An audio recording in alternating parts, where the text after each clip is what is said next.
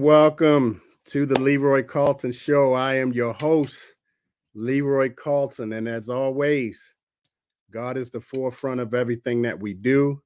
So I would like to start the show off with a quick prayer. Lord, thank you for all that I was able to accomplish today. It was one of those fruit-bearing days where a lot of things came together and I got them done. I'm happy to report this to you because I am so often on the other side of this fence. So often I tell you how diminished I feel for not getting things done. Thank you for blessing me with this sense of completion and fullness. I always have a clear picture of my life's purpose when I have a day like this one. I know you have designed me to do a particular work, and I'm pleased to do it. Even more, I'm thankful when I can actually witness the progress myself of what has been accomplished. Thank you for helping me bear good fruit for you today. In Jesus' name, amen. Ladies and gentlemen, I have a guest today that I met some time ago in a network that I am no longer a part of. And we talked, but it was briefly.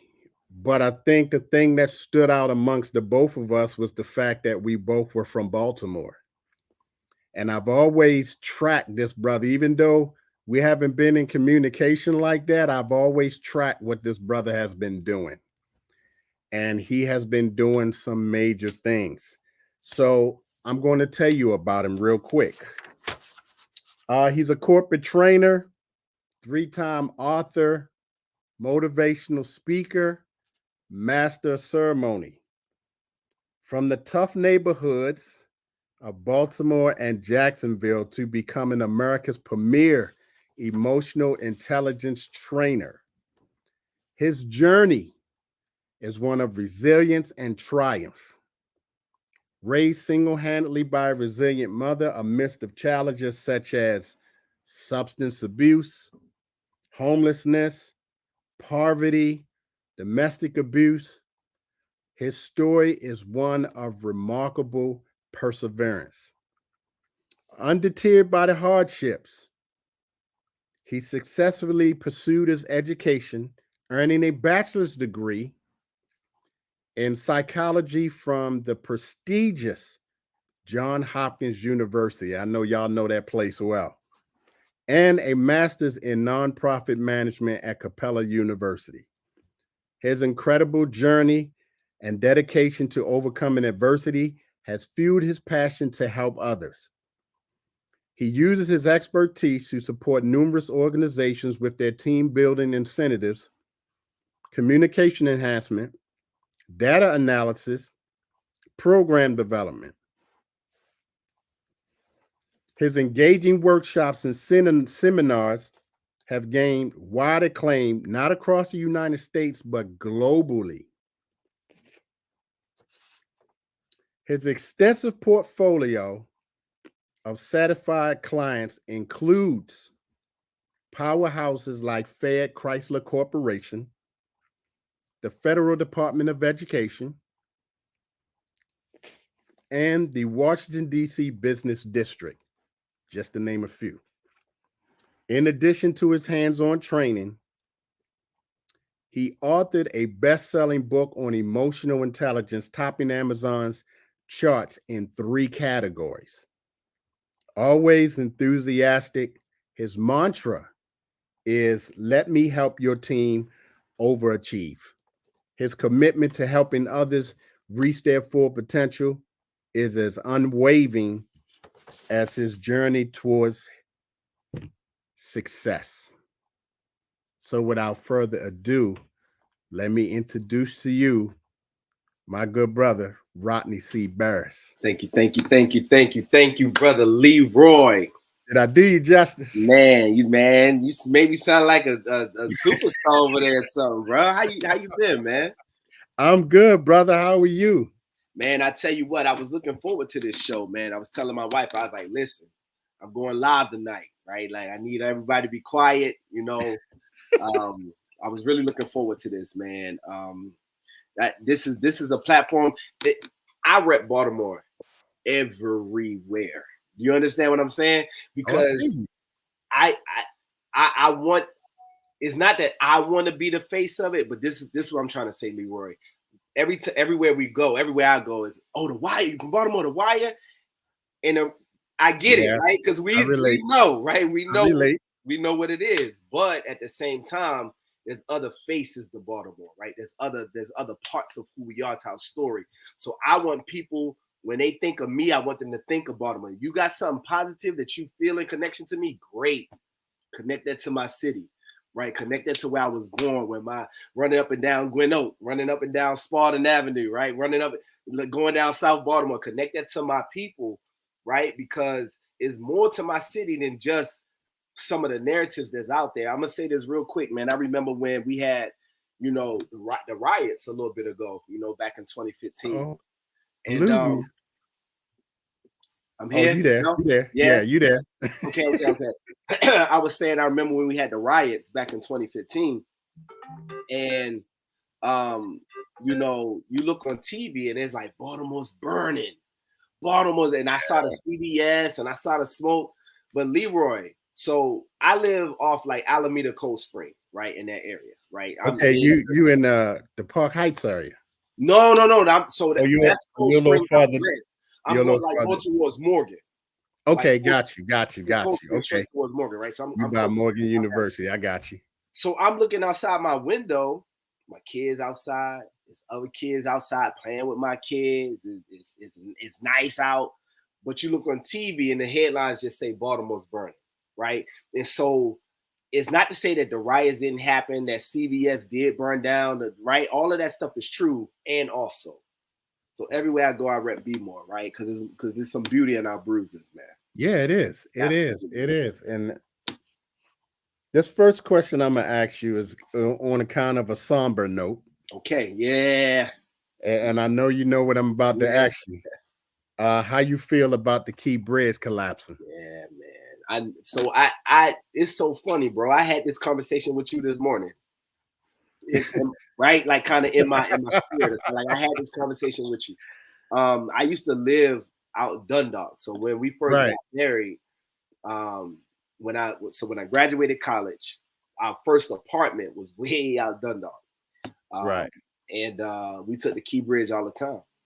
Um, and it's so crazy, Leroy. I used to tell her, I used to tell her, like, I was like, if this bridge ever go down, she was like, why do you say that? And I was like, I'm not trying to sound morbid. I ain't trying to sound like but I would always tell her, like, I would be like, the first thing I'm gonna do, like, if I feel it jerk like that and it seemed like it might, I'm gonna hit the auto window so the window go down because people get trapped in the car. That's Right? right. All That's right, so right.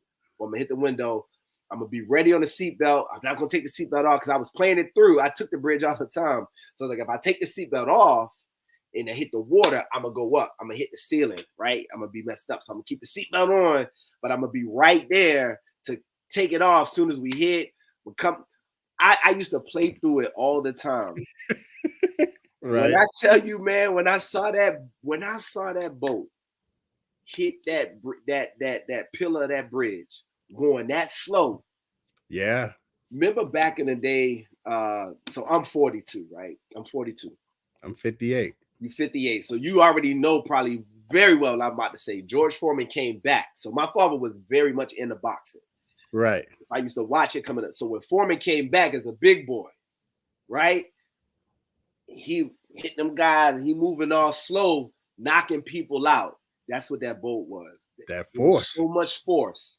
It That was so much force. momentum, man. But I'm glad that they slowed the traffic down, right? Because there was a lot of lights zipping over that right before that. It was. It was. It was. And then at the last minute, it seemed like it kind of trickled down, and it was like nothing. And then the boat hit. So I know people talking about conspiracy theories with it. I really don't got no dog in that fight. Nah. I don't. It's sad to see it go. I hope it come back bigger and better than ever. I hope it connect more of the city together. Yeah. You know, so yeah, that's how I feel about it, bro. What about you? Was you impacted by it? Yeah, when I saw the video, you could see a tractor trailer going over just as the boat hit. The tractor trailer got off the bridge. Bro. So I was assuming, okay, hopefully everybody else got Right. off before all of that happened.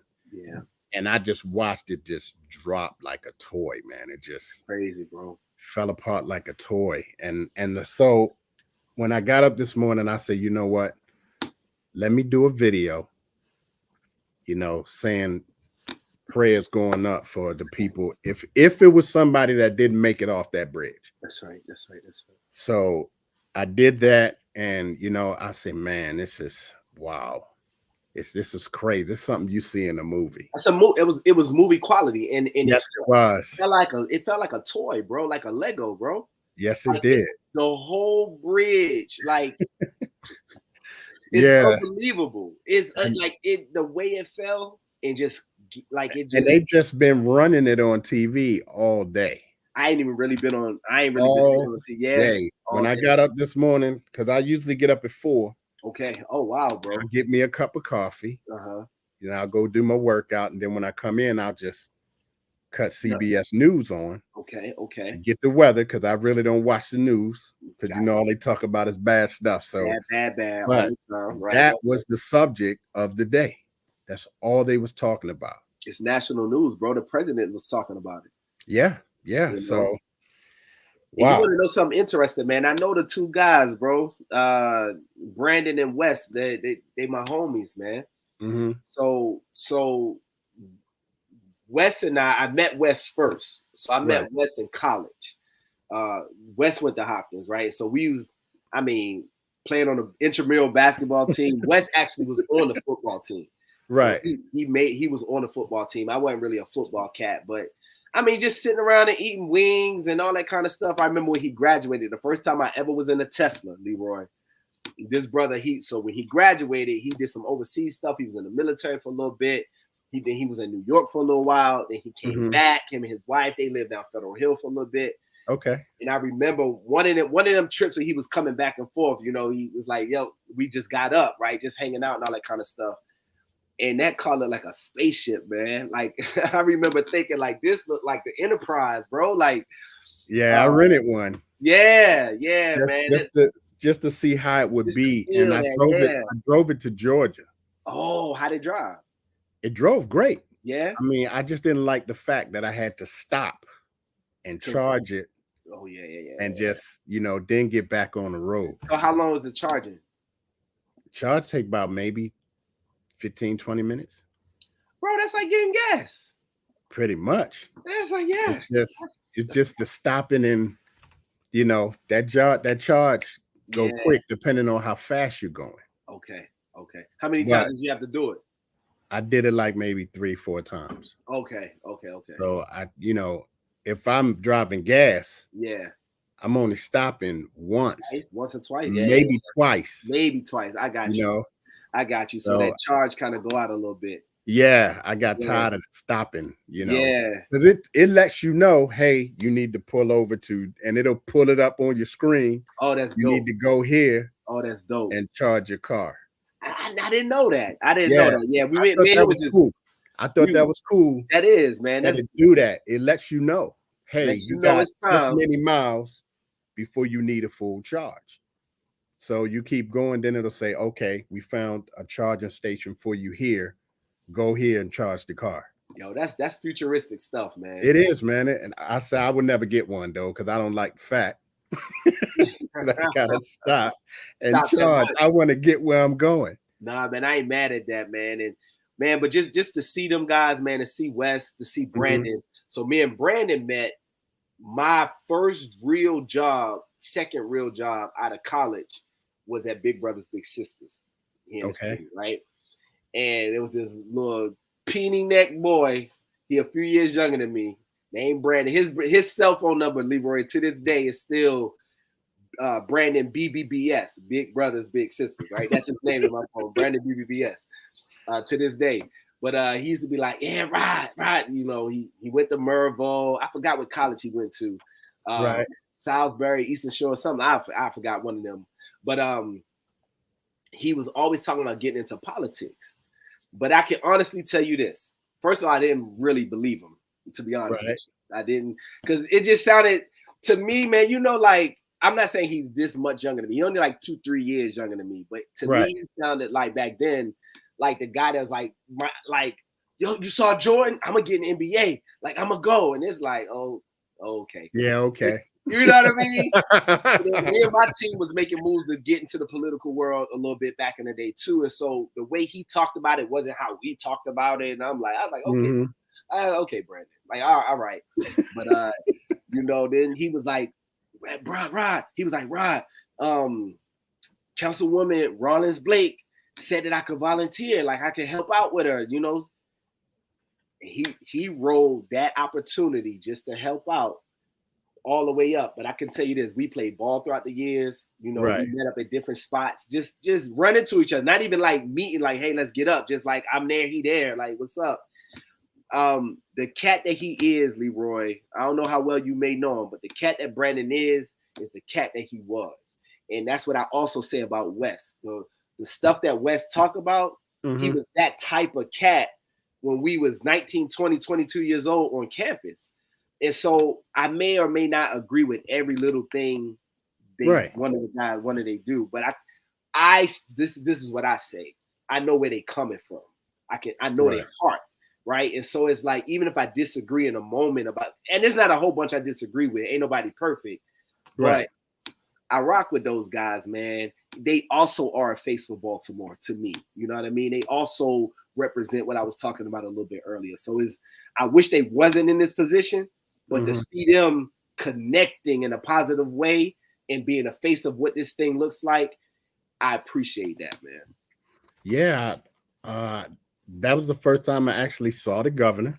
Okay. And the mayor. Okay. Gotcha. And I was like, wow. I said, man, I've been away from BMO for a minute. Yeah. Where you at now, bro? I'm in Virginia. Okay. Yeah, and my family, all of my family is still in Baltimore. Brothers, you know, my brothers, my sisters, nieces, nephews, grandparents, everybody is still there. Yeah. I think I'm the only one that left. Listen, man, sometimes you got to stretch out. That's how I got to the military. That's how I got down to Florida, man. My mom needed to get us some space from some of that. Oh, yeah, man. That craziness. Believe me, I understand it. Yeah. I understand it. Yeah. Well, here's that ties into my next question. Okay. Looking at where we come from. Yeah, man. Right? How come you didn't become a product of your environment? Bro, there's a book by a gentleman named Malcolm Gladwell. Malcolm Gladwell got this book. It's called about all of these people who became successful. Bill Gates, Wayne Gretzky, the hockey player. I mean, just example after example after example. The name of the book is called Outliers. Outliers. The theme of the book, Leroy, is here's all of the stuff that we know about these individual success, and here's the other part that we don't know that just so happened to go together. And I think it's both of those things, right? I think it's both. Yeah, you got to try. Yeah, it's the effort. Yeah, it's the work. And also, somebody like a big brother Leroy got to come and tap on somebody's door and be like, hey, yo, right? It's both of those things. So I'm going to give you an example. And I'm gonna answer it personally, but I'm gonna keep going with the book for a second. There's something in his book that he found called the 10,000 hour rule. You ever heard of that before? Yeah, I heard of that. 10,000. Go ahead, make it plain for us, Leroy. The 10,000 hours. Okay, there's this book that I read called the 12-hour day. Yeah. Okay. Right. I don't know if you read that. I haven't heard of it, but it's called the 12-hour day. Okay. And you break those hours up into 4 hours. Okay. For the first 4 hours, this is what you do on your particular mission. For the next 4 hours, this is what you do to implement what you started. Okay. For the next 4 hours, which puts you at what? Depending on when you start. You close to the 12. You close to the you But getting close to the 12, right? those last 4 hours, you should be at a point where everything that you started and implemented is complete. Oh wow.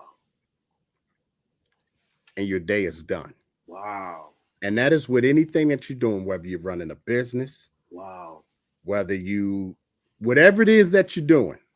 This is a 12-hour schedule. What's the name of that book, bro?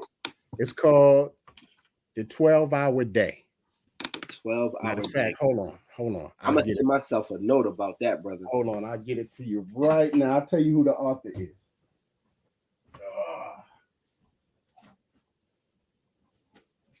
I'm sorry, I told you that totally wrong. It's The 4-Hour Work Week. The 4-hour Work Week by Timothy Ferriss. Timothy Ferriss. That Timothy Ferriss, 2 S's. That I'm gonna look into that. I actually heard of that book before, but I never read it. Good book, and it relates to your 10-hour thing you were just talking about. Got you. So I love that, right? So the 10,000 hour rule kind of is like a continuation of that, right? So the 10,000 hour rule is he studied Michael Jordan, Tiger Woods, Bill Gates, Warren Buffett, Steve Jobs. Like it's not even sports, it's tech, it's mental, it's finance, it's business. I follow Warren Buffett. What the Beatles, right? All of these guys seem like they had a period of their life where they did their craft for about 10,000 hours. And so what he discovered was 10,000 hours creates mastery in a given thing. Right. Now, here's what sucks. If I got 10,000, I'm 32 years old, and I got 10,000 hours of sloughing around, not really, I'm a master at it. You know how hard it is to break the habit of a master? You know how hard it is to break the focus of a kung fu mat or Tiger Woods on the golf course? They masters. Michael Jordan at the free throw line ain't missing. He ain't missing when he in the air, right? Like he's still gonna make this. He's a master. And so Steph Curry ain't missing that 3-pointer. It don't matter. He off balance, mouthpiece hanging out. We unfortunately, man, sometimes become masters in things that we don't want to be masters in, right? So that's just like a little note to self. Like it's never too late. As long as we got breath, bro, we can start developing a master in something else. So the 10,000 hour rule, working at it kind of leads to success. Another thing that led to success was when these dudes was born. For example, Wayne Gretzky got a weird birthday where he was like 2 years older playing in the leagues coming up than everybody else. So he got talent. Yeah, his dad made him practice, but he was bigger. He was older because of his birthday cutoffs in the way Canada was set up. That's an outlier. I had outliers. I had mentors in my life. There's a gentleman by the name of Mr. Darnell Smith. Mr. Darnell Smith right now is the vice president of something. I don't know his whole title, but he's the vice president of something for Blue Cross Blue Shield down in Florida, like the Northeast region of marketing, something like that, right? Right. But back when I was a boy, when I was 14, he didn't have that title. He was just a supervisor. He had a son that was my age, a little bit younger than me. And he told my mom, he was like, let me take Chris out to the movies. My mom calls me Chris. My family calls me Chris. That's the C in my name, right? Right. Okay. He was like, let me take little Chris out. You know, let me just hang out with him. Let me tell you something, bro. This one was down in Florida. This after we left Baltimore, down in Florida. Pac was on the radio. We give you a kind of the age there, right? Pac was on the radio with Dear Mama, right? Even though they sold drugs, they showed a young brother. This was on the radio, right? So I resonated with that song because we didn't have a lot of food, we didn't have a lot of money. I got 2 younger sisters, and we was living in these apartments, Leroy, where the cats that was like a few years older than us, that whole crew, they was the superstars. But they hustled, right? They played ball, and they hustled. They was always fresh. And I remember, man, one of them walking up to my little crew, and he was like, yo, I got some work coming in. He's like, I need some help. He said, you get half of whatever you get half whatever you sell. You sell 50, you get 25. You sell 100, you get 50. That sounded like money, bro. It sounded like money. And I knew that it was stupid. I remember the guys, they was walking, man. They kept walking. And I was just kind of getting real slow out the pack because he was behind us, right? So I'm slowed down, just kind of like listening. And they was like, Chris, come on, man. Like, come on. And I finished rapping with, and I knew there was a dumb thing to do, right? Like, I know that this wasn't smart.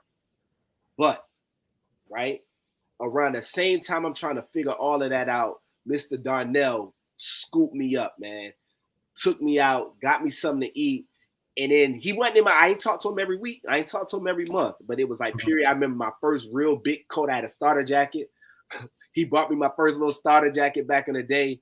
I had the Maryland one. You had the Maryland one. I had the Dallas Cowboy one because it was blue. But yeah, man, it's men like that. My barber, Mr. His name was Dex. And Dex, I stay in touch with to this day. Dex would give me free haircuts every time I had good grades, Leroy. So if I came in, now school was easy for me. I was one of those cats that now I was getting in trouble. I was fighting. I was getting suspended. And I was passing the test crazy, killing the SAT scores, killing the standardized. Right? It was both of those. Right? I never did homework because my home life was crazy. Right? Like I didn't have a life to sit down at the table and do homework. That wasn't my life. But school was easy. I read what I wanted to read. So if they was reading chapter 3, I'm in chapter 10. Like, this is interesting. Like, I was just one of those cats, right? Right. Well, Dex told me, and he a down south player, gangster kind of. Nah, love Shotty, like a nah, Shotty, Rodney. We gotta call you Rodney. Chris for the streets. We gonna call you Rodney, right? So Dex told me, he was like, every time you bring a good grade in here, I'm gonna give you a free haircut. I needed a free haircut because my mom ain't had the money, right? Right. And wanted to stay fresh. But on top of that, he was proud of me, Leroy. And it was like being able to bring him something and he'll tell the whole barbershop. It was another cat in there, a tall cat named Camille, but they called him Cadillac. He'd be like, Camille, look at this guy, look at Rodney. Look at Rodney, these grades, boy. And then I get a free haircut. I did that, bro, for like most of my high school, man, from like 9th grade all the way through. So it was men like that, man, that came in my life at these crazy times, man, that was like the boost that I needed. I couldn't see them all the time. But that, I would say, would be the difference, man, that really kind of helped me in my story. And so I believe in man, it's so funny that we talking about this, man. I got a text message today. This is God, bro. This is God, bro. I got a text message today from somebody in my circle who their children kind of know. So my kids, my kids' generation, my mother has 16 Leroy grandkids. So my kids make up a group of 16. Total, that sounds like my father. He was the third of 16. Good night. Yeah, so yeah, my kids come out of that. Like that whole cousin crew is 16 of them, right? There's a family that's connected to that cousin crew. They don't live in Baltimore. Okay. I'm barely in Baltimore, right? I'm bouncing. And they hit me up today. This is how you doing God's work, bro. If the only reason why I'm coming on your show, Leroy Carlton, for no other reason is to tell you that you are doing God's work for whoever hears your stuff in the future, in the present. This is too coincidental for it to be a coincidence. You're doing God's work, man. I appreciate that. I mean that, bro. So they hit me up today, man. It was like, my kid's father is not in their life like it needs to be. Can you be more in their life? I can't promise that. But right. I just said out of my mouth that presence was a difference maker for me, and I didn't get to see him all the time. I just said that. And that's funny you bring that up, because coming from the same background, yeah, man, I didn't have that one person that would, hey, Leroy, you need to do this, because like people from school and work know me as Leroy. Okay. Family know me as Curtis. Got you. Okay. See? Okay. So if you hear somebody call me Curtis, we know where they know you from. exactly. Yeah, man. So in high school, I had a guy named Mr. Amos. Mm-hmm. Mr. Amos was an art teacher Mm-hmm. because I was real good at art. Okay. And I went to the Maryland Institute of Art.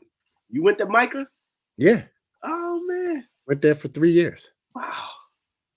Then, upon high school, Uh-huh. there was Mr. Jordan because I ran track and field. Won a scholarship, went to CCB. Uh-huh. Transferred from CCB, went to Towson State. Yeah, yeah. Upon leaving Towson State, I joined the Navy. Still a knucklehead, not really listening Mm-hmm. until I met this guy, Lieutenant Commander Johnson. Lieutenant Who's from Florida. Who's from Florida. Look at that. Florida. Look at that connection. Had a goal on the side. He was an officer. Okay. I was a knucklehead in the Navy. Ain't a white man gonna tell me what to do. Right. Not right. thinking. Mm-hmm. I got wrote up 15 times. 15. And I had to go see the man because they was going to discipline me. So we took a recess, but Lieutenant Commander Johnson came down. Mm. I'm on the flight deck because I'm trying to let off steam. I'm pissed off. Mm-hmm. These boys trying to kick me out of the Navy. And that brother came down, and he was an officer. Took his hat off. He set his hat on the flight deck. Now, Lieutenant Commander Johnson is 6'6", 245 pounds of solid muscle. Whoa. His brother ain't have an ounce of fat on his body. Good night. 240? I'm 20 years old. I'm about 95, soaking wet. And he came over to me, put his hat down, and he says, "There's something you want to get off your chest." And push me. Now I'm looking at this big dude, and I'm like, I'm only gonna get one good shot, so I gotta make it a good one. You're only gonna get that one. And then that's it. There's lights out. And he was like, push me again. And he said, "Is there something you want to get off your chest?" He said, "Because let me tell you something. I ain't gonna tell you the cuss words he called me, but he called me a lot of names." Good, right. He said, "Them white boys up there were like nothing more than to kick you out of the Navy. And if you get kicked out, your life is over. You ain't be able to work nowhere but maybe a fast food spot if you're lucky." So he said, "What I need you to do is get your act together." And he, shoved my head like that. He did that like 3 or 4 times as he's sitting there fussing me out. Yeah, man. And he was like, "If you want to beat them at their own game, here's what you do." So he said, you read the regulations for the United States Navy, and then you read the Uniform Code of Military Justice. You read a page of each book every single day, and you learn it. You study it. You will beat them at their own game. He said, "Why you think I'm an officer?" Woo! And he picked his hat up, put his hat back on, and he shoved me again. Right. That was a period, bro. That was an exclamation point in the yeah. And he turned around, and before he walked off, he said it again. "Get your shit together." Yeah, I like it. He walked off. I never saw that brother again, man. Are you serious? I never saw that brother again. What happened to them? You got transferred? After everything was done, yeah. We went back to captain's mast, what they call it, and I received my punishment. I got reduction in rank, but he didn't kick me out. And I think the simple fact he didn't kick me out because I was married at the time. And he said, "I believe in rehabilitation." He said, "My whole chain of command just talked about me like I was mud." Lieutenant Commander Johnson said no comment because he had already said what he had to say to me. And so when everything was said and done and we walked away, I never saw that brother again. That's something, man. Now, yeah, I retired from the military 30 years. Okay. Never had the chance to tell that brother thank you, because he is the reason He's the reason. I did 30 years. And so when you look at where we come from in Baltimore to where we are now, and here's my next question to you. Yeah, man. How did your mother Mm. impact your life? Yeah, man. You know, my mom listens to these interviews. Um, you know, she follows me a lot. She loves it. She hates it. She feels angst when I talk about some of the stuff. She used to tell me all the time, like, you know, you make me sound like I was crazy. I'm like, no, mom, that's not how you sound. Like, nobody's listening to the stuff that I'm saying and walk away with his mom was crazy. Like, no, that's not No, how I not even at tell the all. story, right? But Right. but you know, I'm gonna go back to Pac, right? I'm gonna loop this right back around. So in that song, the Dear Mama song, Yep. he says, "There's no way I can pay you back, but my plan is just to show you that I understand." I tell you what, when I heard that back then, I thought I knew exactly what he was talking about. As my children begin to get on my nerves, I thought I knew exactly what she was talking about. As I sit here talking with you today at 42, Leroy, what I realized, man, is that there's these perfect little relationship buckets, boxes, titles, categories. And what fits inside of there is a bunch of you're supposed to. You're supposed to, you're supposed to, you're supposed to. Right. The older I get, the more I realize, just like little kids not supposed to know all of the stuff about their parents or sit at the big table because it's some conversation they just not ready to process. Right. There's things that so my mother and I have much more of a peer friend dynamic, relationship, friendship kind of bond.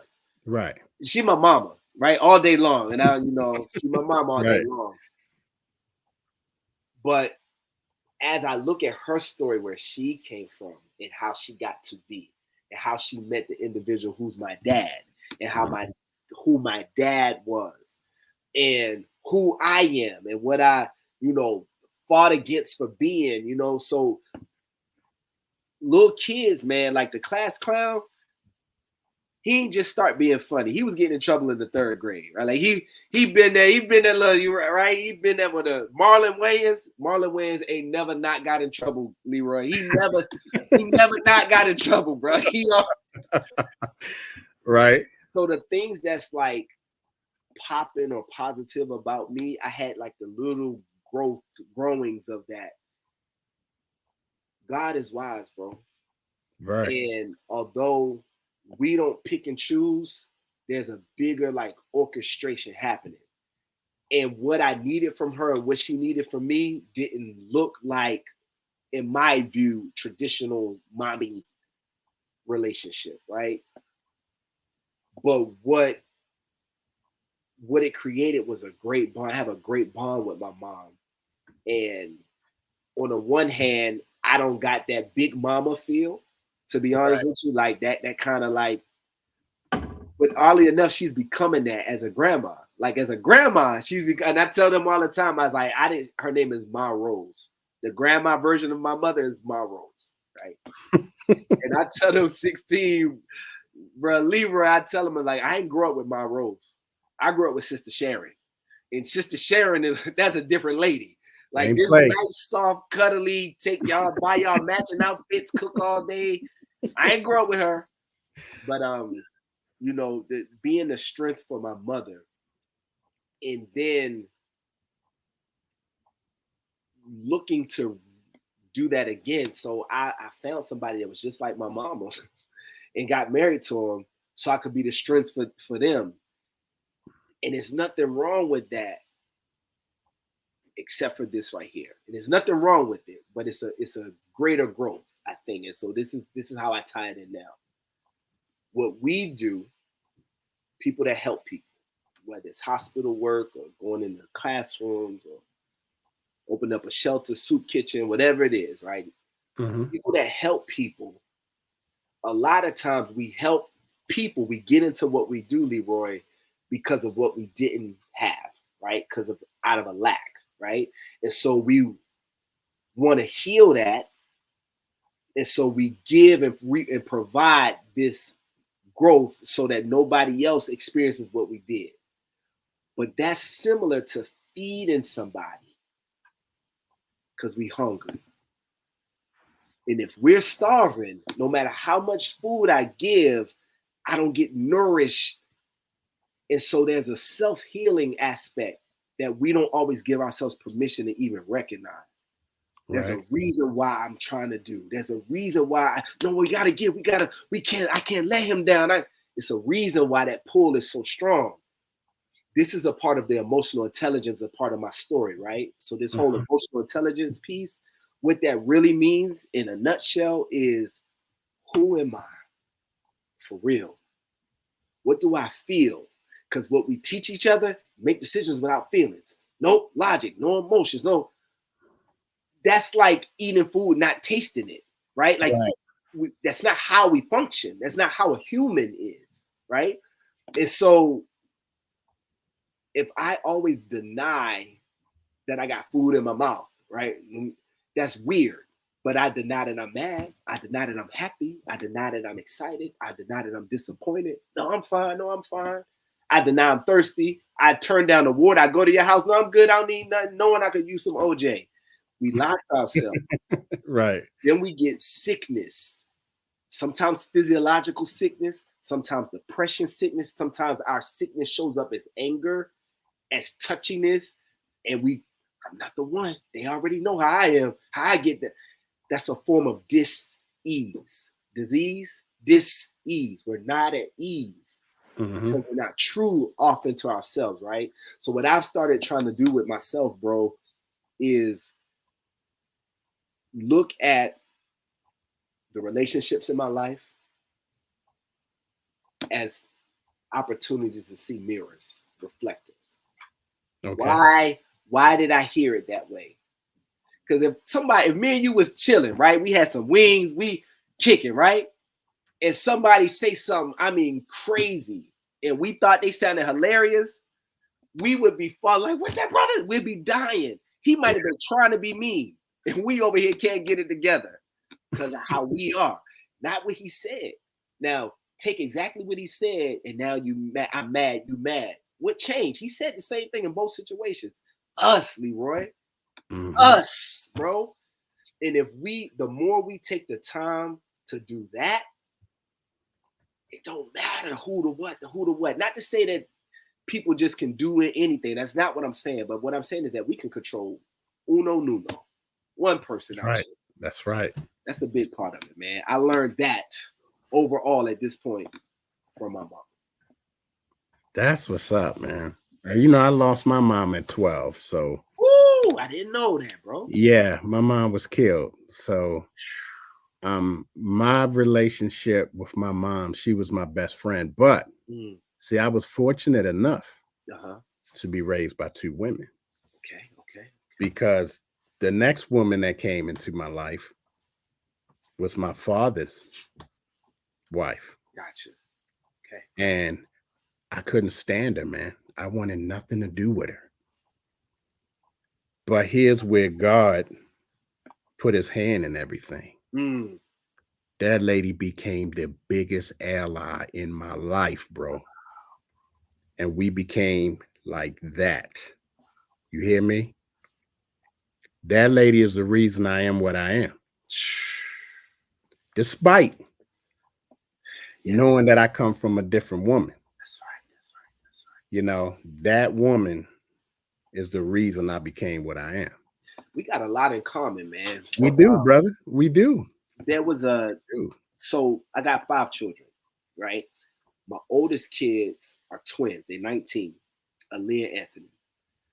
Except for my oldest son, my twin, my 19-year-old Anthony, is not biologically our child. He's Right. extended family. His mom passed very early when he was a small boy, Mm-hmm. and he was getting passed around the family, man. I mean, passed around, this little big head, peanut headed little boy, right? Just getting passed Right. around. One day, my wife was like, "This ain't good for him." She was like, he can't do this."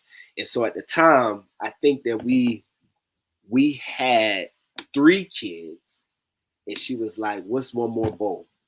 She was like, "What's one more bowl of cereal?" Right? And so on that part of the family, there is a big mama. And around the same time, she told me, she was like, "Y'all need to take him, Chris." Like, not ask me. You hear me? Yeah, you need to take them. She's like, "Y'all need to take him." We took him in, man. It was the best thing that ever happened. It leveled out my house in an amazing way, right? And then, so I got 4 teenagers, and then I got this how I do it. My 4 kids and my thumb. We got a little 10-year-old that snuck in, man, somewhere. I don't know where that cat came from. Somebody left the gate open on that, bro. You out of all of that's the extra, not before. Right. That's the little extra kid, but so that part of it, we have in common. And then I have what'd you say, Sergeant Major Commander Oh, Johnson. Lieutenant Commander Johnson. I have one of those in my life. His name is James Worthy. And James Worthy got me started on my speaking career. I don't know if I ever told you this story before. No, but, you haven't. So this is when Anthony and Leah were about to be born. So I've known Anthony I knew his mama before he was born, right? So him and Aaliyah were coming into the world, and I was feeling the pressure of new fatherhood. And so I was working at a nonprofit off of Drew Hill Drive, Drew Hill Park Drive, over there by Park Sauce, and over there by CCB, more or less. Okay. And I told him, I was like, "Bro, I need to make some extra money." I didn't know what he was going to do. I didn't know what he was going to say. I was just feeling stressed.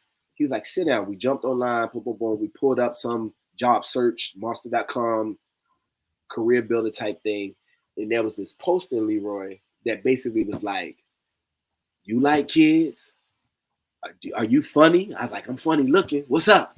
It's like, "Can you hold their attention? If you think that you can make an impact in the lives of young people, send us a video of you talking about anything for 5 minutes. If you can hold our attention, we believe that you can hold their attention. We're going to give you a chance to be on our stages," right? Wow. Flying around, going to cause a national opportunity, all this other kind of stuff. Man, I was like, this is great. James Worthy was on cloud 9 with it. He was like, "Rodney, your life will change, bro." He was so proud. We filled it out right then, right? But it was that's not what they wanted from us. They wanted a video and a resume, right? So I had to go record. It wasn't just something I could just do real quick online. And he walked me around that whole job, Leroy. Manager to manager. Rodney ain't gonna be here long. He about to take off. Rodney we got this opportunity. He saw what you didn't see. He saw what I couldn't see. He took me to the CEO. He was like, "Joe," brother by the name of Joe Jones in Baltimore to this day. He said, "Joe," he said, "Rodney's not going to be here long. We got this opportunity. It's tailor-made for him. He's about to go." And Joe was like, "Yeah, all right. Okay, well, you remember us little people, he said that kind of stuff." That was on a Friday. Monday, he meet me at the door. Now, what he don't know is that growing up, having very little, growing up in a homeless shelter, growing up seeing my mom get beat up, growing up not having enough, so considering whether or not I really need to hit this hustle for real or not, like being in that environment, what I learned was that having more wasn't really an option. And I learned to settle. I was a cool cat. We ain't got it. And I never let it be a big deal, right? We ain't got it. Well, that showed up. Because as he was walking me around, I didn't believe it. He believed it. I didn't believe it. Right. And no sooner had he said goodbye on that Friday, I was already like, it was dissipated, it was evaporated. I was like, I had hair at the time, like braids and all this stuff. You know, my hair wasn't rebraided. That was a reason why I couldn't do the video. I didn't have no camcorder. You know this shit was old. This shit was old, Leroy. I had a camcorder. You know, that's another reason I couldn't do the video. Anyway, all these excuses. Anyway, I settled. Boom. Monday, he meet me at the door. What's good? I was like, oh man, you know, I ain't really get to it. He's like, what you talking about? Man, no, man, because you know, hair, camcorders. He's like, Rod, what you mean your hair? What you mean he was like, we got a camera at the job. I was like, I know, but that's work and it's personal. He's like, I took you to the boss. Everybody knew, all you had to do was ask me. I could have gave you the camera. What are you talking about? And the more I talk, this Leroy, the amount of happiness that he had, that same level of passion, this was pissed off. His eyes got like kind of like red or like that tear. Yeah. He was wearing a suit. He wears a suit every day. I've never known this brother. An opportunity. That's why he was getting pissed. He was pissed, bro. It's not funny because I really thought hands was coming. Even though he's at the job, even though he's in a suit, you know what it feel like. You know that tension. That tension. And he was doing this. Remember this old movie? He was like, he said, don't you ever let somebody be more excited about your future than you are for yourself. Then he took me back around to the managers, Leroy, to the CEO. My bad. Rodney's still going to be here. This is the face of a man that don't believe in himself. He going to be here. He ain't going nowhere. I overspoke. He walked me around and redid it, bro. The same joint. Ooh, that'd have been enough motivation for me. That was it. That week, I called my cousin up. Them little cassette tapes that you record on. He had one of them type of cameras. I was like, "Can I get your joint?" The 8mm. I was like, "Can I get your joint?" I set up in the living room, out in Dundalk by the Key Bridge. Out in Dundalk, I set up in my little living room. And I talked as if I was doing, because I used to run groups, men services groups at that job, the same job. So I just did one of those, right, for the camera. And then people called me, man. And I want to say it's been off to the races ever since. It was a lot of ups and downs. It was a lot of, we ain't got no food to eat in my house because we scrimping and getting by. But the journey of that, my 10,000 hours to the way I can talk to you like this now, started from my lieutenant commander about to swing on me at that job site, man. Yeah, my life, bro. That's deep right there. Yeah, man. That's deep right there. And that's what's so amazing about that. There's a good buddy of mine by the name of Jason Beauvais. Okay. And we're in this company together called Vantage Financial Alliance. Got you. And my company is attached to this company. Okay. Now my company is TLC Financial Global. Okay. I told him one day, I said, "Hey man, I had a dream." And he was like, what kind of dream?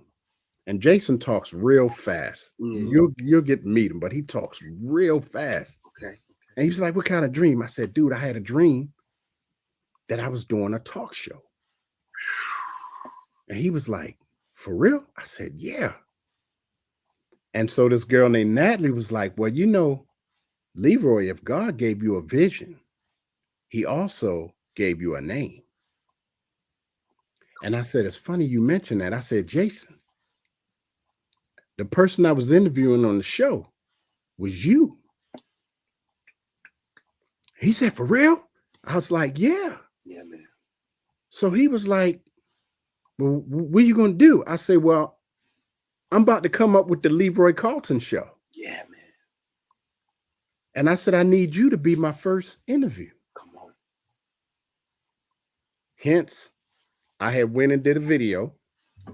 And if you go to YouTube, the Leroy Carlton Show, Facebook, the Leroy Carlton Show, you'll see all the shows I've done. Gotcha. You are my 12th show. I love that, bro. And I interviewed him.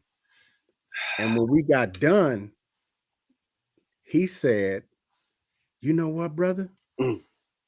He said, you're going to be the next Steve Harvey, bro. Come on, brother. Come on, brother. And I started laughing. I'm like you. I started laughing. I thought that was funny. But he said, no, dude, I'm serious. He said, you're going to be the next Steve Harvey. Man, he said, you know where you can go with this? I ain't really thinking nothing of it. You know, I'm like, okay, I had this dream. Right. You know, God said, hey, you need to do this. Yeah, man. So I came up with the Leroy Carlton Show. Now, right behind that, okay, I started another show called Women Rising. Okay. Women Empowering Women. Okay. So I got 4 women, 5, one is a host. I got 4 women that's talking about issues pertaining to women. That's beautiful. Being entrepreneurs. That's beautiful, brother. And that's on the YouTube website as well.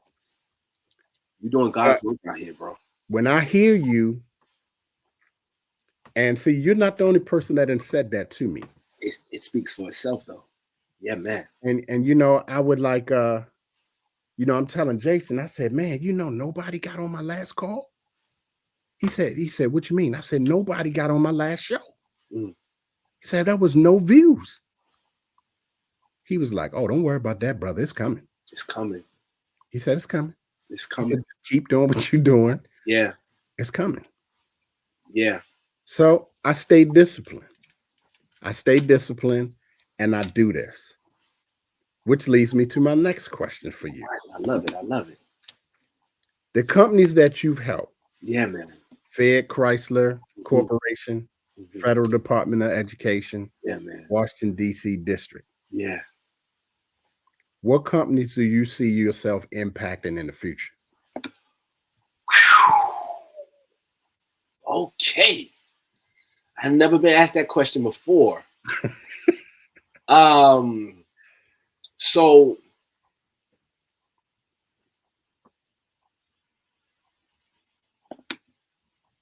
I think that beyond companies, well, first of all, let me stick in the federal government space. I never, ever, ever, ever thought I would be in the federal government. Now, I ran for office. I held office in Baltimore from 2010 to 2014. It was an entry-level position. I served on the state central committee for the 43rd legislative district. And it was great. But being in political office and being in politics and being in government is it's a power position and it's very restrictive. It's a lot of what you can and can't do. And so either you stay in these lines that to me, you don't really make the impact that you can make because it's very structured. It's very rigid of what you can and can't do officially. Like the military. Or you skirt the rules and you become one of those kind of cats that's like, and unfortunately, I am more of the type, I don't skirt the rules to steal. I don't skirt the rules, but I'm not going to not do something good because ain't nobody done it before because we ain't got no permission to do it. So I was doing that kind of stuff, man. I was holding community-wide events and all that. Well, that wasn't in the charter, in the Maryland charter for my role. That wasn't what we did. I was getting calls from like higher up and state senators and the city chairman, like, what? Who gave you permission? I was like, bro, we work for the city. We got elected. First of all, you're not my boss, right? But then also, why you not doing it? Like we're not. It doesn't say we can do it, but it don't say we can't. I'm too much of that kind of cat to have stayed in that life too long. Right. So here I am training. The Federal Department of Education has 4,000 employees. Their senior leadership is who my contract is with. I am training them around emotional intelligence, communication styles, leadership stuff, like all that. I never thought, Leroy, in a million years that I would be in a position if I thought Baltimore City and Maryland state government was structured, federal government, and you want to know what's crazy? Guess what I'm talking to them about? This stuff. God, bro. That's God, brother. This stuff. I could see if I was in there reading off a script, printing PDFs, they get this. Now they get a more, I don't hit them with the Park Heights lingo, you know what I mean? Right. But it don't matter because that's just seasoning. That's just flavoring, right? But the meat and potatoes are what they get this. And I'm so grateful for it. So a part of me wants to blow this wide open. And I want to open the door and bring other people that's like me in to do it. Because it's a lot of opportunity and it's a lot of money. Keep it a buck. It's a lot of money. It's a lot of opportunity. And I think it's time for like a changeover, right? And the way I got in, bro, was so unstructured. Like getting a government contract is a process. You know this. You've heard it. You've been around it for a long time. The way I got in, there was a company that's been around for almost 20 years, had a standing contract. They modified it, needed a space field. I just so happened to have met that person. They was like, "Didn't you say you do organizational development, professional development training?" I was like, "Yeah, I do. Can you do it here?" I think so. Within a couple of months, man, a process that should take forever. I'm getting fingerprint. They shipping me a laptop. I'm in there talking and here's the other part about it.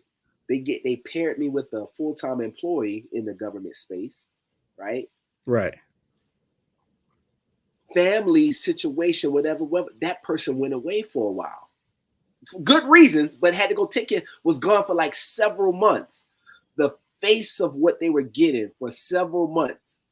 The Office of Civil Rights, Office of Federal Student Aid, the Office of Special Education for the United States of America. These leaders sitting on my table, my rooms. I'm going down to DC, giving them life. So if I can do more of this, I want to go global, bro. I want to be nationwide, man. I want to be international. I've already done some international stuff. I honestly believe, and I say this humbly, but I say this very assuredly, very definitively. I believe I have health for people. I believe it. I believe it. Just like Steph believe he can shoot a 3. I believe it, bro.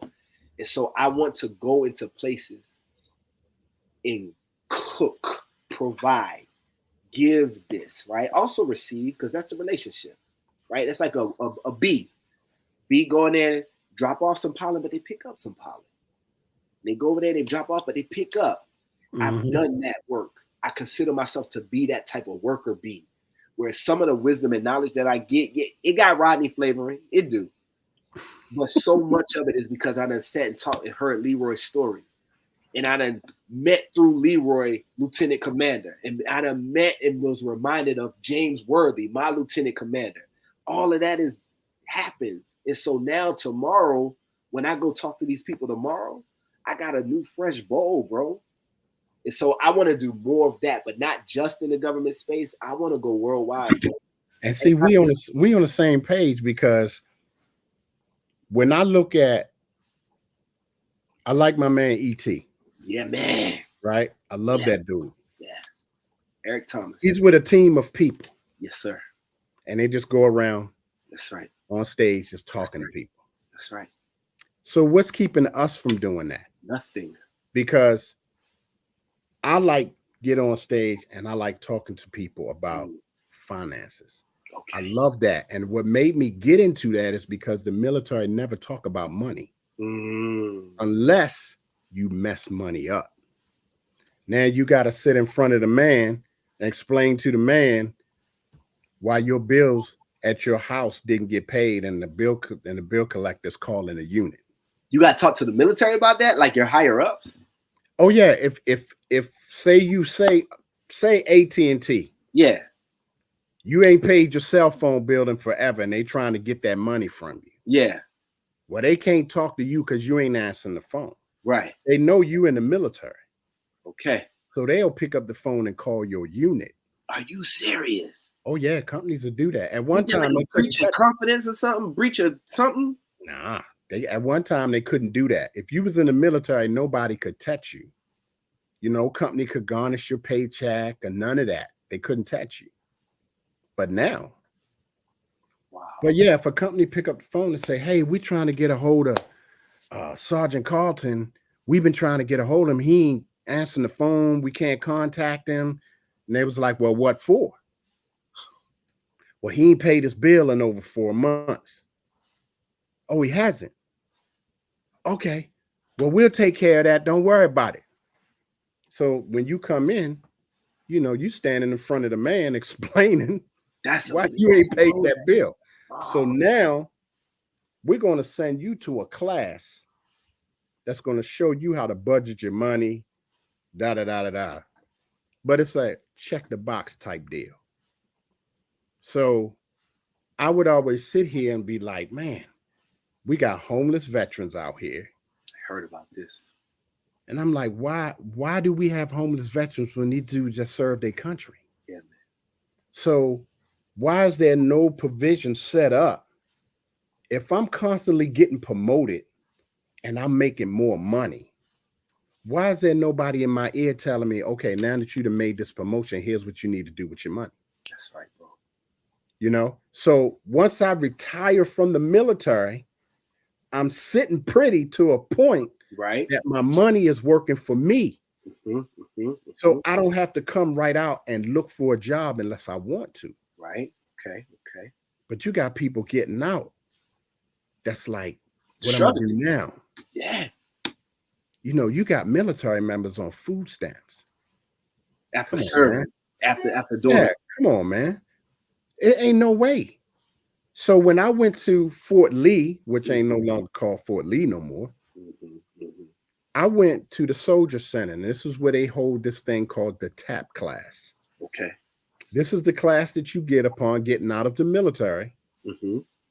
to show you how to balance your checkbooks, talk to you a little bit about money, but it's not enough to help you.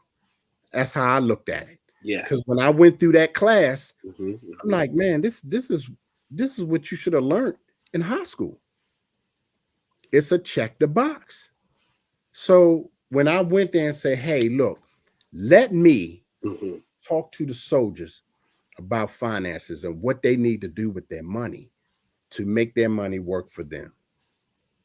No, you're not. We already got professionals to handle that. You're not going to come in and change our program. I said, I don't want to change the program.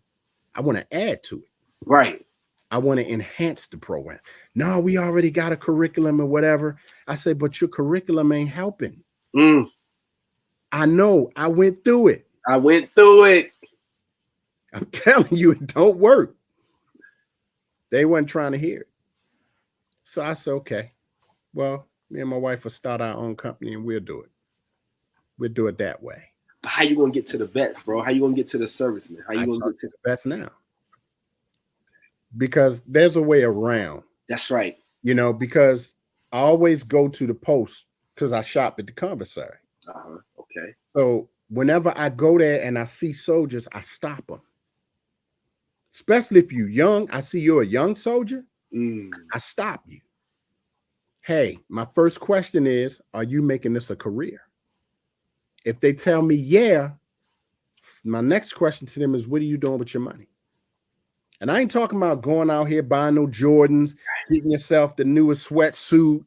What are you doing with your money? Now, I may talk to 5, 1 may listen. That's all I need. That's where I'm at. So if I can get on a stage and put this out to hundreds of people, I don't care how many, it'd be one person sitting in the audience. If I can put this out to people on a regular basis, just flying around like you, just going to different states or countries or whatever, and just talking about this stuff, man, that would be heaven.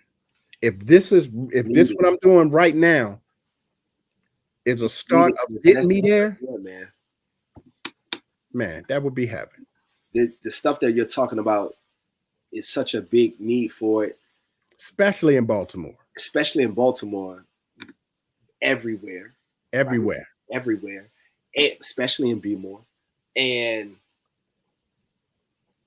I got so many thoughts. First of all, I'm definitely down to see what that could look like. That's the first thing. Second thing is, just like out of your 1 out of every 5 of the guys that you talk to, that reminded me of when you was talking to, I don't know military terms, but when you were talking to that group and they said they had a curriculum already. And it's like they know it's a need, but it ain't making them bleed. It ain't hurting them enough for them to really kind of make the changes. And so it's tough, man, because a lot of times the places, the people, the population that need it the most can't pay for it to get access. They don't know how to access it. They don't have the taste for it. You know, like when your idea of juice, not you, but somebody's idea of good juice is red Kool-Aid, right? Like 100% juice. When they get thirsty, they don't crave that. Like they don't even want it, because to them, juice is red drink, right? Grape drink, and so it's such a big need, man. I do want to figure out how in the world do we get it out more. That's second, third thing. And in addition to that, I don't know if you have a guest every single week, but I usually do a show every Wednesday. Every Wednesday. Maybe this is a third show for you because you got 2 shows, your women's show and this show, the TLC joint. Maybe Leroy's voice on this internet space with about 6, 5, 12, 10 modules of you talking about this stuff. Maybe they real short, like the Instagram Reels shorts, YouTube short. Maybe they long. Maybe it's an hour joint. Maybe it's an hour joint that you snip it up. I don't know, bro, but I don't want to only wait until some nice big old company strokes us a check and flies us out to Colorado to talk to some people that can afford it but don't need it. I also want to, in addition to maybe that, great, right? That's great. But in addition to that, this is a great platform, man. And maybe it's a third show, but you got it in you, bro. And I feel it. And I already told you that you're doing God's work. It's no way. I've done a lot of interviews, bro. I've been on a lot of shows. Everyone don't go this way. Everyone don't bring out us talking about family type stuff in such a way where I'm like, man, somebody just today hit me about it. You're doing God's work, bro. I appreciate that. Yeah. Which leads me to my next question. I like it. Your mantra. Yeah. Let me help your team overachieve. Yeah. What made you come up with that? So here's the secret.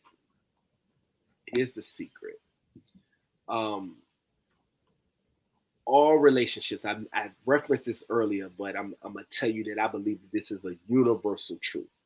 Let me tell you what I mean by that. A universal principle, a universal truth, you're going to see it everywhere in all different shapes, sizes, categories. So, for example, if you think about the solar system, right? You got a big center, sun in the middle, and around it, planets are going. And if you look at the model, it's the rings around it, and it kind of goes out. You got the little planets going.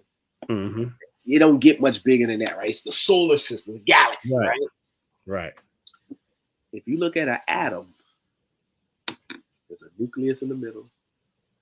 Around it is some rings. That's true. Photons around it. Right? The universal principle. Another universal principle, Leroy, is that, and I mean this, man, and it's going to sound like a big statement. Every relationship is a reflection of who I am. Every single one. And what's messed up about it is we don't get that, right? We don't click. It don't click for us. So one of my friends said, when one of my friends, I do this kind of talking with them, unpacking with all the time. He was like, bro, you never really like or dislike anybody. You don't love or hate anybody. You love the you that you experience when you're around them, or you can't stand the you that you become when you're around them. But it's the you that you're talking about. All relationships are really self-reflective. Here's the universal principle. If I get close, two people get real close, and I look into their eye, what do I see in their eyeball? My reflection. It's a universal principle, bro. So, as leaders, pastors, principals, administrators, managers, it doesn't matter, parents, if I want the best out of them, y'all better do, y'all, because it's time. That's an approach, but that's trying to like shave the mirror. That sounds stupid, right? We get it when I say it like that. You got to shave me so that the reflection gives me what I want. I got to shave my face. Well, in order to get the best out of my wife, girlfriend, cousin, my cat, my dog, my kids, my students, my parishioners, I have to change me. So me helping the team overachieve sounds like, yeah, man, because I'm about to fire everybody. I literally had somebody say that to me. That's where I got the lingo from. It was like, I wish I could fire everybody and start over. If we had time, I would tell you about this big old charter school in Baltimore, but I can't tell you about that school right now. But they want to fire everybody and start over. Wow. I heard it from two different, one in DC and one in Baltimore. Well, what happens is really is this. I can tell them, you better, you better, you better, you better. But their ability to be better is capped at my level of leadership. So if my level of leadership is at a 7 and I'm trying to, y'all need to, or they going to get me out of there. I'm going to work myself out of a job. And so what I really got to do is come up. And as I come up, it brings up like people. This is the last thing I'm going to say on this. I could talk about this all day, bro. There's this study. It's a group of, it's this field of science called cognitive studies. It's the study of how people think, right? So they sent 10 people walking through the crowd. Some of the people get bumped in. They can't get through. Ain't nobody that don't know. Some people walk through no problem. And so when they went back and they studied the footage, the people who looked at everybody else, it's almost as if the old saying, if you don't stand for something, you fall for anything. Because they didn't seem like they were going in a particular place, they were just moving. The world, the relationships buffeted them, bumped them around, right? Right. The ones who was like, I'm going there, kind of like MJ again. MJ said, I don't see my opponents. I'm just trying to score. Like, they're not even there. The score is 0-0. I'm just trying to make this next bucket. So all of this moving is not really, it look fancy, but I'm not really trying to move around them. I'm just trying to, where's the bucket now? Where's the bucket now? It's like they're appendages, right? They're not really there. The people that moved through the crowd, Leroy, without a problem, was the people who was like, I'm going there. And they would move. And the world responded. This is a universal principle. People treat us how we treat ourselves. They view us how we view ourselves. So if I think I'm dirty and I'm a piece of crap, I'm going to unintentionally attract an abusive boyfriend. Ain't that crazy? Yeah. I'm gonna attract. If I think that everything, and I'm gonna get somebody to steal my money. They have to. It's a law. Life and death is here. It's a law, bro. And so, if I really, really want to change, and I know this sounds so cliche, but shout out to Mahatma Gandhi. You have to be the change that we want to see. And so I give my leaders this, my peers this. And so what's embedded in this is kind of like this carrot that I dangle. You tired of fussing at them. Let me come in and get them right. That's the fake out, bro. With the real work is us sitting down when they not in the room, when the team ain't there, and it's just us, the little team of 3, 4, 5 or 1-on-1, and we're going through, and we're going through, and we're going through. And I include myself in it because if you go, this, if I go in there like a know-it-all, I know I said last story, true story. There was a group of doctors, black doctors. It's called the Cobb Institute. I just spoke at their conference. Lady reached out to me on LinkedIn and was like, Rodney, can you come in, talk to these groups? She talked to me and she was like, listen, all of these people are 60, 70, 80 years old. They have done phenomenal in their medical careers. Some of them have procedures, wings, and hospitals named after them. But we're having these issues, and I see your work. I need you to come and fix it. Go. What?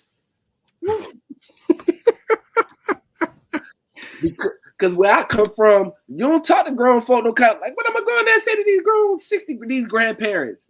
And then they medical professionals too. And so we had a great time, right? That was just this year. That was this year, 2024. But you go in there humble, but confident. There's a difference.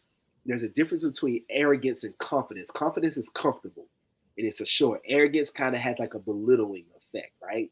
Nobody like that.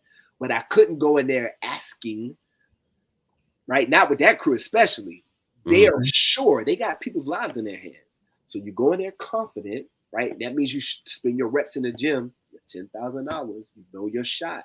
I know my shot, Leroy, right? I know my shot. So I went in there, man, but you include yourself in the healing, in the process when you're dealing with folks. And when we do that and we all are coming up and getting better, it has an effect on the body, bro. And so I don't know how I got into all of that, but yeah, that's what undergirds that quote, that mantra. Let me help your team overachieve. That's what went into that, man. Okay, looking at your life, yeah, man. Now, yeah, man. What motivates you to do what you do?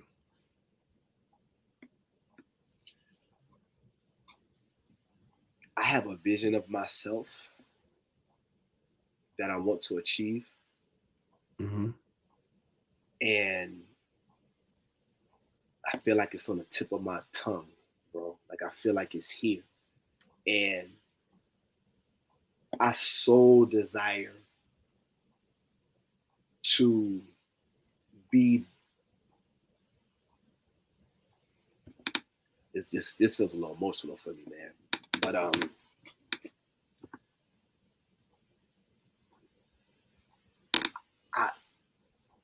I not only mean what I'm saying, right? But I want to mean it too. And I don't know if you can feel the difference in that, bro. I do. I'm not just talking to people about we can be different and better because it sounds good. I believe it, bro.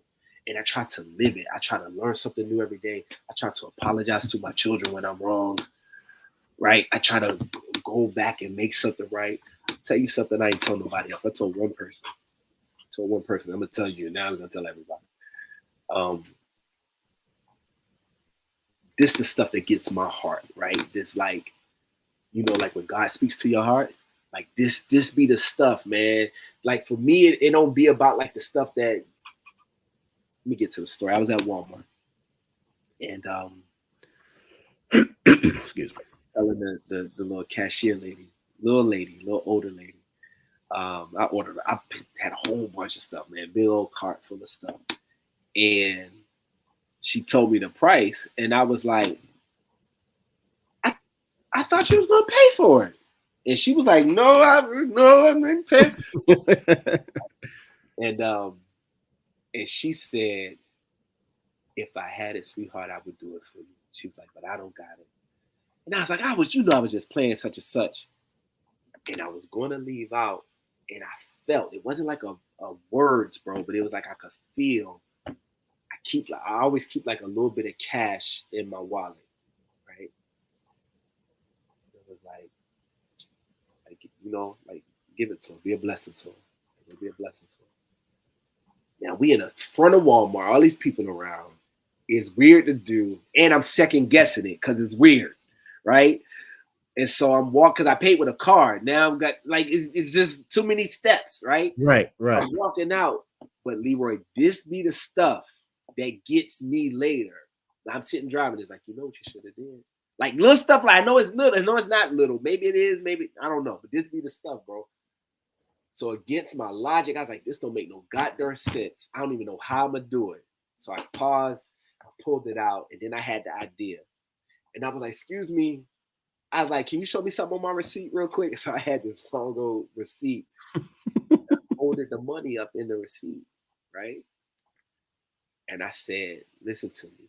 This don't have nothing to do with the receipt, but I needed a reason that we can do this out openly.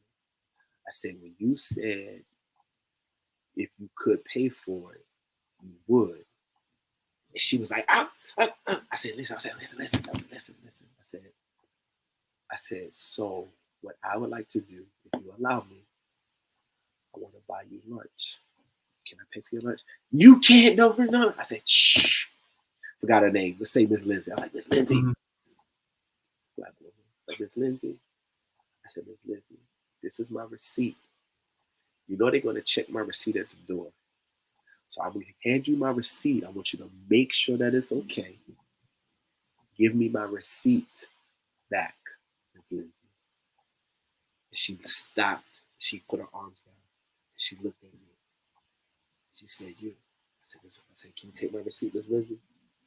She took my receipt. And I took the receipt back. I teased it out. I said, right? I said, thank you, Miss Lindsay.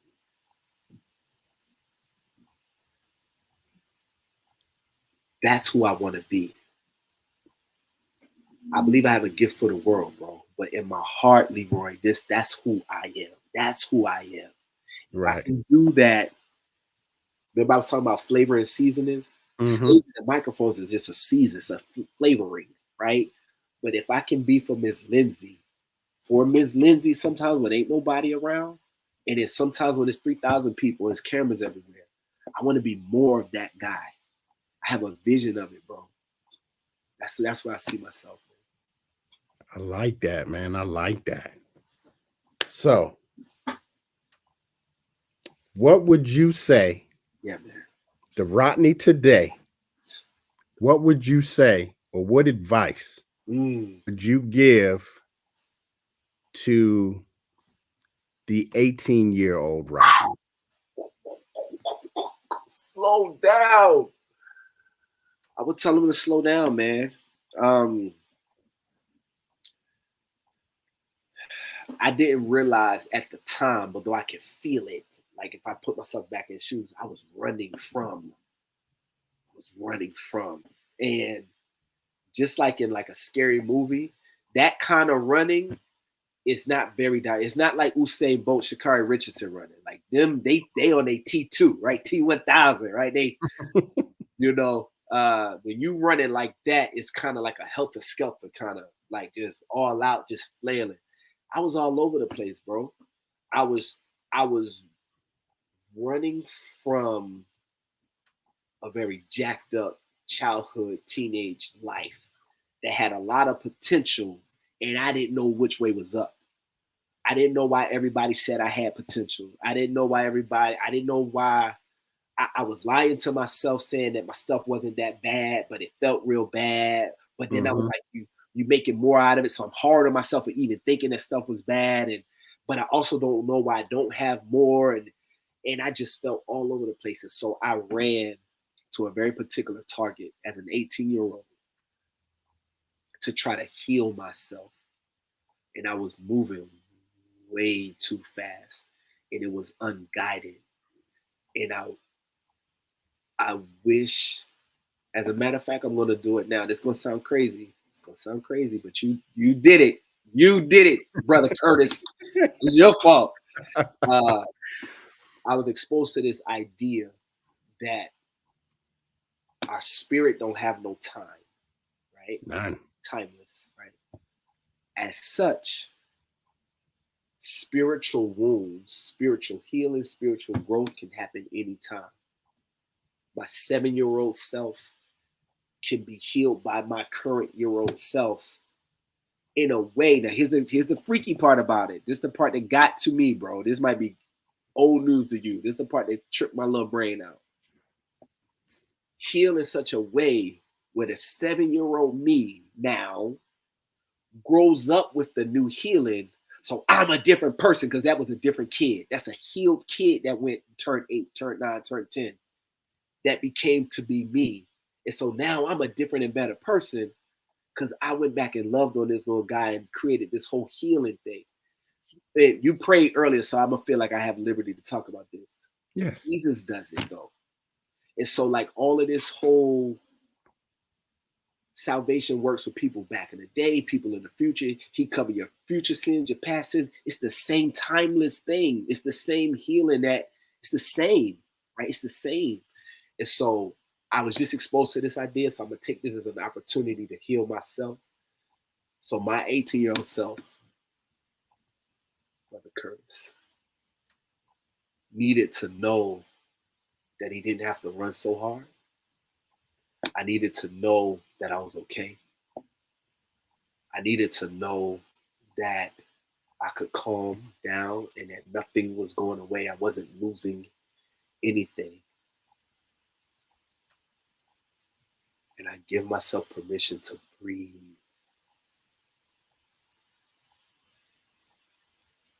That's what I needed, bro. Thanks, man. That's what's up. Thank you, bro. That's what's up. My last question. Yeah. Where do you see yourself Yeah, man. 5 to 10 years from now? Worldwide, bro. This video is going to get so many views. Maybe not now, maybe not tomorrow, but there's going to be a time where, and I hope YouTube is still paying money, because I believe you pulled a whole lot out of this interview. You pulled a whole lot up out of it. You deserve to get that, whatever's connected to it as far as compensation, in my opinion. There's going to come a time where people are going to want to go back and like, who was Rodney? Where did he come? Where did this come from? It's taken me 15 years to be an overnight success. That's fine. That's fine, right? But in 5 to 10 years, man, I'm going to be very worldwide. It's already happening. It's already happening. And I see it. That's the vision of myself that I was referring to. I see it, Leroy. I can see it. I got a vision board literally right there. Literally right there in this room on these blue walls. Hey, whole life wrote out. I can just turn the page for you, brother. Whole life wrote out. Oh, I'm way ahead of you, brother. We on the same page. I love this, man. You got it, bro. We're on the same page. Man. Don't ever stop this, bro. Don't ever stop being Leroy. Because whether or not YouTube existed, you still are this cat. Like, you're still this guy. Please keep being Leroy, bro. Hey, man, I want to say thank you. For those of you that are watching, this is Mr. Burris information. Yeah, man. If you ever want to get in contact with him, talk to him, ask him questions, whatever it may be, this is his information for you to get a hold of him and talk to him. And this is a brother you want to talk to. I'm just telling you that right off the bat. Yeah, man. But again, brother, I thank you. Yeah, man. Wow, this was an awesome interview. And this has been the longest interview I've ever done. I did a time. Look, it didn't even, the time didn't even matter, brother. The time didn't even matter. That's that timeless we was talking about, bro. So I'm gonna put you in the back of the studio real quick, and I'm gonna close this out. Cool. All right. There you have it, ladies and gentlemen. The man, Rodney Burris. I love this brother. I love everything that he stands for. Definitely come back next week where I'll be talking to a power couple called Jewel and Roosevelt Beckles, who are just an awesome power couple and big entrepreneurs. These are people you also want to get to know. But again, I thank him for the opportunity to sit down and just chat it up with him. This was an awesome interview. I hope you enjoyed what you saw and what you heard, and I hope you got something from it. So until next week, God bless. And hey, keep doing what you're doing.